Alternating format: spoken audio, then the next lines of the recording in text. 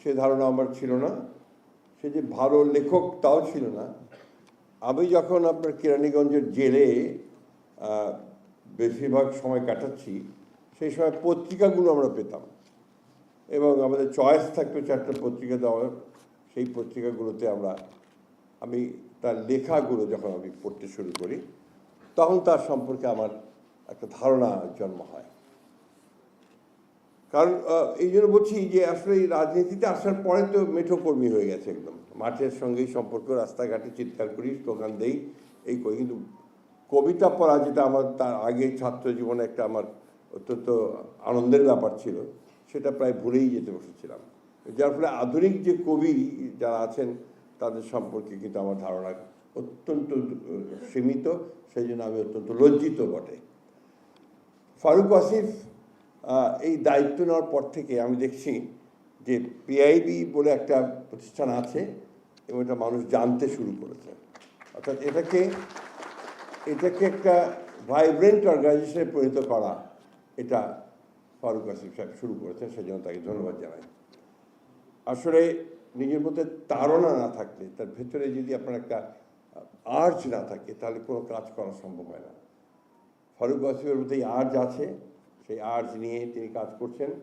আমার বিশ্বাস তিনি সফল হবেন। প্রেসিডেন্ট শহীদ জিয়া রহমান সাহেবের সম্পর্কে কথা বলা এবং সেটা আবার মাহবুবুল্লাহ ভাইয়ের পরে বলা, এটা খুব কঠিন কাজ। আমি যেটুকু বুঝি তার প্রতিষ্ঠিত দলের একজন কর্মী হিসেবে, যে এটা আমার মাহফুজুল্লাহর বইয়ের, আপনার নিশ্চয়ই অনেকেই মাহফুজুল্লাহর প্রেসিডেন্ট জিয়া রহমানের উপরে যে লেখা বইটা, তার বায়োগ্রাফি, এটা অনেকে হয়তো পড়েছেন, অনেকে হয়তো পড়েননি। যদি না পড়ে থাকেন, আমি অনুরোধ করব যে প্রয়াত সাংবাদিক মাহফুজুল্লাহর বইটা আপনারা পড়বেন। তাহলে এই কিছুক্ষণ আগে বলা হয়েছে তার সম্পর্কে রিসার্চ করা হয়নি।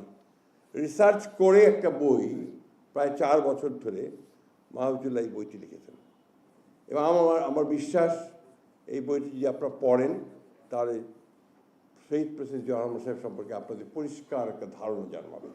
পুরোটা পাবেন না, কিন্তু ধারণাটা পাবেন। সত্যিকার অর্থে একজন ক্ষণজন্মা দেশপ্রেমিক মানুষ, যার জীবনের যতটুকু বেঁচে ছিলেন, কাজ করার সময় থেকে তিনি পুরোটাই দেশের জন্য, মানুষের জন্য করতে চেয়েছেন। তিনি সেনাবাহিনীতে গেছেন সেই দেশকেই সার্ভ করার জন্য, তারপর বিদ্রোহ করেছেন, স্বাধীনতার ঘোষণা করেছেন, সেটাও তার মানুষের জন্যই। এবং পরবর্তীকালে যুদ্ধ করে দেশ স্বাধীন করার পরে যখন জনগণ তাকে সুযোগ দিয়েছে, ওই সুযোগটুকু তিনি কাজে লাগিয়েছেন তার মানুষের জন্যই। এখানে তাকে রাষ্ট্র নির্মাতা বলেছেন অনেকে, অত্যন্ত সত্য কথা। সত্যিকার অর্থেই তিনি এত অল্প সময়ের মধ্যে এত কাজ কী করে করা সম্ভব, আমি অন্তত কনসিভ করতে পারি না। তিনি একাধারে দেশের সমস্ত ব্রিলিয়ান্ট ট্যালেন্টেড লোকগুলোকে একখানে করেছেন। তিনি প্রথম যে ক্যাবিনেটটা করেন, এটাকে এখনও বলা হয় দ্য গ্যালাক্সি অফ ইন্টেলেকচুয়ালস। এবং এটা আপনারা যদি দেখেন তার ক্যাবিনেটের মেম্বার কারা ছিলেন, দেশের সর্বশ্রেষ্ঠ মানুষেরা সেদিন তার ক্যাবিনেটে ছিলেন। সেই আবুল ফজল থেকে শুরু করে একেবারে আপনার ইকবাল মাহমুদ পর্যন্ত সবাই তার ক্যাবিনেটে ছিলেন। কারণ তিনি জানতেন যে এই মানুষগুলো যারা জ্ঞানী, যারা সবচেয়ে বেশি জানবে, বিশেষজ্ঞ, তাদেরকে নিয়ে আমি যদি ক্যাবিনেট করতে পারি, দেশটাকে আমি সামনের দিকে এগিয়ে নিয়ে যেতে পারবো। এবং এত অল্প সময়ের মধ্যে আপনার কৃষি, শিল্প, অর্থনীতি, সাহিত্য, সংস্কৃতি সবখানেই নজর দিয়েছেন।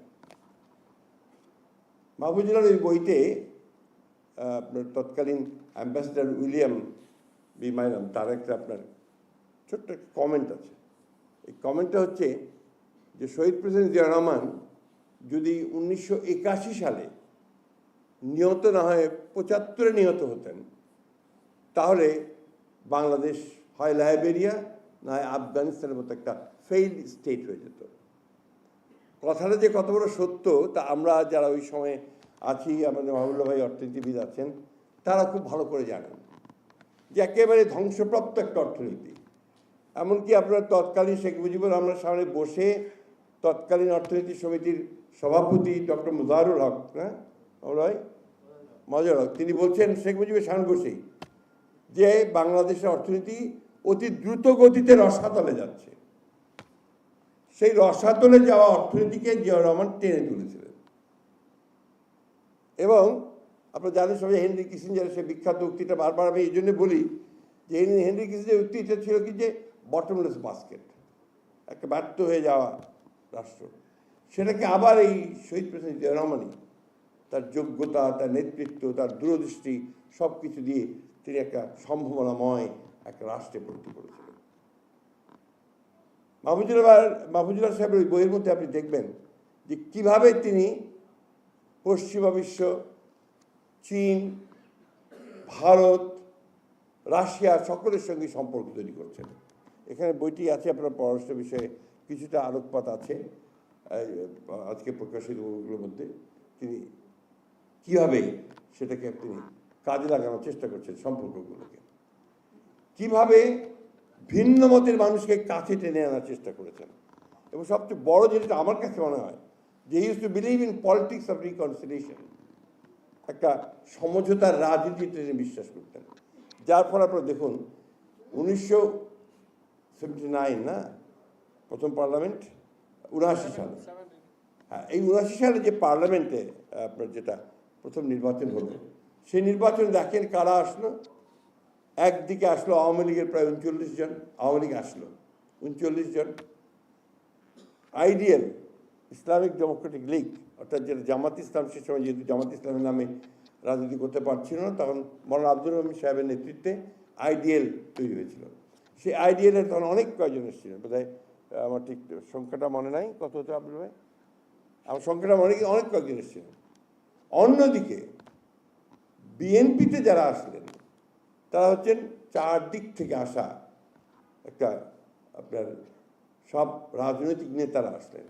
আবার মুসলিম লীগের সবুর খান আসলেন, একদম বামদের মধ্যে থেকে সুরঞ্জিত সেনগুপ্ত, রাশেদ খান মেনন, আপনার আরও দু একজন, মোহাম্মদ তোহা, মুজফর সাহেব, প্রফেসর মুজফর সাহেব, তারা সব আসলেন। অর্থাৎ পার্লামেন্টটা এমন হলো যে পার্লামেন্টে আপনার সব মতবাদের লোকরা এসে গেলেন। এই পার্লামেন্টের প্রসিডিংস যদি আপনি দেখেন, আপনি দেখবেন যে কি ধরনের একটা পার্লামেন্ট চলছে, যেখানে পাণ্ডিত্য, উইট, বিদ্যা, জ্ঞানের সমাহার হয়ে গেছে। আমি আপনাদের বলি, যেদিন আপনার প্রেসিডেন্ট জিয়াউর রহমান সাহেব ইন্তেকাল করলেন, শহীদ হয়ে গেলেন, তার কয়েকদিন পরে যখন পার্লামেন্টের সেশন বসলো, তো ওইখানে আপনার যখন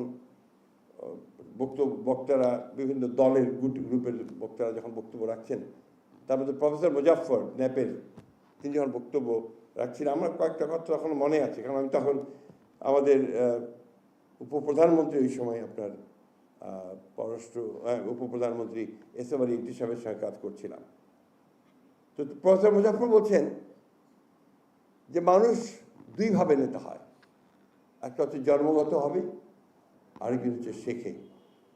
তিনি বলছেন জিয়াউর রহমান জন্মগতভাবে নেতা ছিলেন এবং সেইভাবেই তার জন্মের পর থেকেই তিনি নেতৃত্বের প্রমাণ দিতে শুরু করেছেন। এই বিষয়গুলো আমাদের সকলের আপনার বোঝা উচিত। আপনারা দেখবেন যদি এই বইগুলো পড়েন, আর ওই মাহফুজুল্লাহর বই পড়েন, দেখবেন প্রতিটি ক্ষেত্রে, প্রতিটি রাত্রে একটা দিনও যায়নি যখন তিনি আপনার কাজ করেননি। তার সততার ব্যাপার একটু কিংবদন্তির মতোই, একেবারে কিংবদন্তির মতো তার সততার গল্প।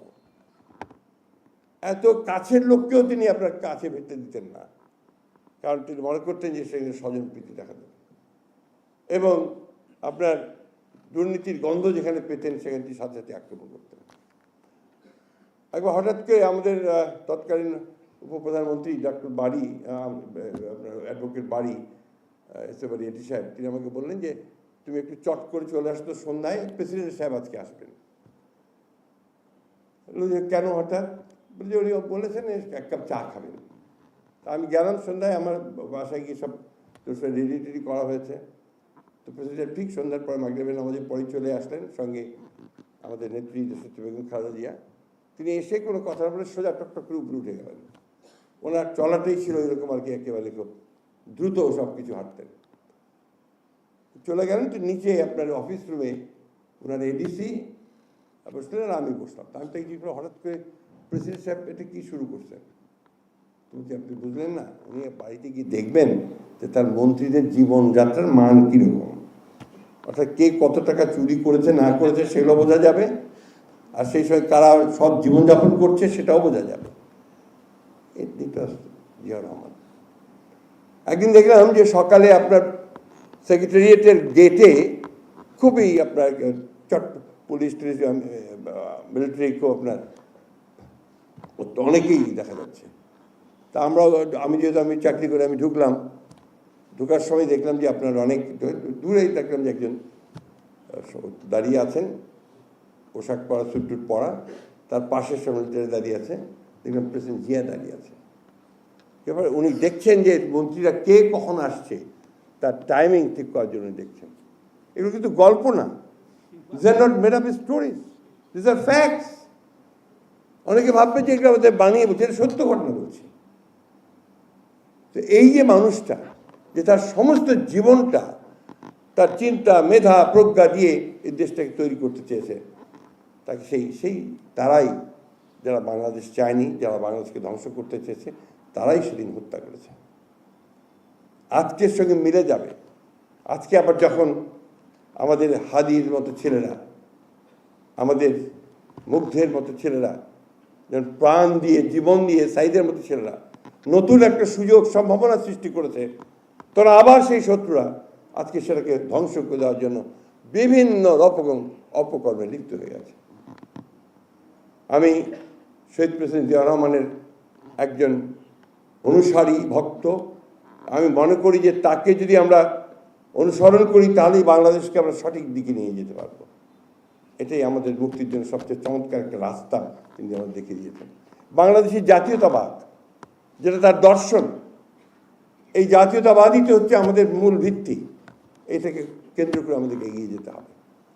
এবং আধুনিক মানুষ ছিলেন, কোনো ব্যাকওয়ার্ডনেস তার মধ্যে ছিল না। এবং তখন তার একটা পোশাক ছিল যেটা ওই সময় সবচেয়ে বেশি সবাই পরার চেষ্টা করতেন, সেটা ছিল আপনার সাফারি স্যুট পরতেন, সাফারি পরতেন, এবং এত স্মার্ট ছিলেন যে তাকে দেখে সত্যি অভিভূত হয়ে যেতে হতো। আমার একটা কথা মনে আছে, আমরা একবার দিনাজপুর থেকে ফিরছি, সম্ভবত রংপুরে যাব কোনো একটা প্রোগ্রামে, প্রেসিডেন্টের কনভয়ের সঙ্গে আমরা যাচ্ছি, হঠাৎ এখন কনভয় থেমে গেল। একটা দিনাজপুর চিরির মতো বলে একটা জায়গা আছে, তার আগে একটা আপনার ফ্যাক্টরি আছে, ওই ফ্যাক্টরিতে সামনে থেমে গেল। প্রেসিডেন্ট সাহেব নেমে নিজে আবার ড্রাইভ করতেন সবসময়, যখন বাইরে যেতেন নিজেই ড্রাইভ করতেন, ডিসি বসা থাকতো পাশে।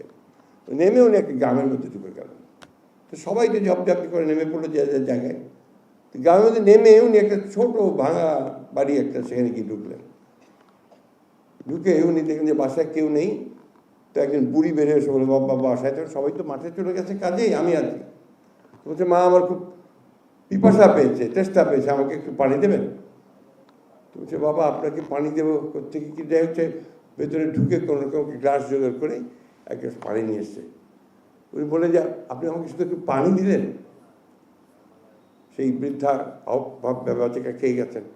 তো বলছে, বাবা ঘরে তো আর কিছু নেই, আপনি যে সব পেঁপে গাছ লাগাতেন তাহলে আমাকে একটা পেঁপে দিতে পারতেন, আপনি যদি একটা কুল গাছ লাগাতেন তাহলে কুল দিতে পারতেন, পেয়ারা গাছ লাগাতেন তাহলে পেয়ারা দিতে পারতেন। এই যে নেমে গিয়ে এই যে কথাগুলো, এগুলো কিন্তু সমস্ত জাতিকে উদ্বুদ্ধ করে, অনুপ্রাণিত করে। সুধীবৃন্দ, শহীদ প্রেসিডেন্ট জিয়াউর রহমানকে অল্প সময়ের মধ্যে একবার এতটুকু কথা বলা খুব কঠিন। আমাদের ওয়াসিফ সাহেব সঙ্গতভাবেই একটা অভিযোগ করেছেন, যেটা আমি মনে করি অত্যন্ত সঙ্গত অভিযোগ, যে জিয়াউর রহমানকে আমরা ঠিক সেইভাবে বিশ্লেষণ করিনি, রিসার্চ করিনি, তার সম্পর্কে আমরা বিএনপি ফেল করেছি তাকে ইয়াং জেনারেশনের কাছে নিয়ে যাওয়ার জন্য। আই ফুললি এগ্রি টু, এটা আমাদের দায়িত্ব। এবং আমরা বিশ্বাস করি আগামী দিনে আমরা যেহেতু 15টা বছর শুধু মার খেয়েছি আর ছুটে বেরিয়েছি এবং কোনো কিছু করার খুব বেশি সুযোগ পাইনি। জিয়াউর রহমান সাহেব একটি স্কুল করেছিলেন পার্টিকে তৈরি করার জন্য, একটি স্কুল। সেই স্কুলের প্রিন্সিপাল ছিলেন ফিরোজ নুন, তখন একজন অত্যন্ত পণ্ডিত মানুষ, তাকে তিনি দায়িত্ব দিয়েছিলেন। সেখানে মন্ত্রীদেরকেও পড়াশোনা করে পরীক্ষা দিতে হতো। তো একটা সব হয়ে গেল, পরীক্ষা হলো, পরীক্ষার পর দেখা গেল সাহাদি সাহেব শূন্য পেয়েছেন। মানে এটা আপনি একটা ঘটনা বলছি এই জন্যে যে তখন সেটাই করা হতো, অর্থাৎ এবং সেখানে কোনো বাদ বিচার ছিল, সবাইকে পরীক্ষা দিতে হবে। এটা কিন্তু থেমে গেছে এরশাদের পরে। আপনার আক্রমণের ফলে বিএনপিকে এমনভাবে ধ্বংস করার চেষ্টা করা হয়েছে, ভেঙে ফেলার চেষ্টা করা হয়েছে, যে তখন আর তার সে কন্টিনিউ করা সম্ভব হয়। আমরা শুরু করেছিলাম, তারপর আবার সেই ফ্যাসিস্ট আক্রমণ বারবার আমরাও বন্ধ করে দিতে বাধ্য হয়েছি। যাই হোক, আমি বিশ্বাস করি এখন সুযোগ এসেছে। এই সুযোগে আমরা যদি এই শহীদ প্রেসিডেন্ট জিয়াউর রহমানকে আরও বিকশিতভাবে তাই জনগণের কাছে তুলে ধরতে পারি, তার চিন্তা ভাবনা, তার কাজগুলোকে যদি আমরা নতুন প্রজন্মের কাছে দিয়ে দিতে পারি, তাহলে নিশ্চয়ই সেই নতুন প্রজন্ম দেখবে যে কীভাবে একজন সৎ মানুষ, একজন যোগ্য মানুষ সমস্ত চ্যালেঞ্জকে মোকাবেলা করে এগিয়ে যেতে পারে। এটাই হচ্ছে তার কৃতিত্ব। আমি সবাইকে আবারও ধন্যবাদ জানাচ্ছি, কৃতজ্ঞতা জানাচ্ছি। আর একটা কথা অনুরোধ করতে চাই, কেউ কখনো হতাশ হবেন না, আর মাথাটা নোয়াবেন না। মাথাটা উঁচু করবেন, উঁচু করে থাকবেন এবং সামনের দিকে এগিয়ে যাবেন। এটাই হবে জিয়া রহমানের প্রতি আমাদের সবচেয়ে বড় শ্রদ্ধা নিবেদন। ধন্যবাদ।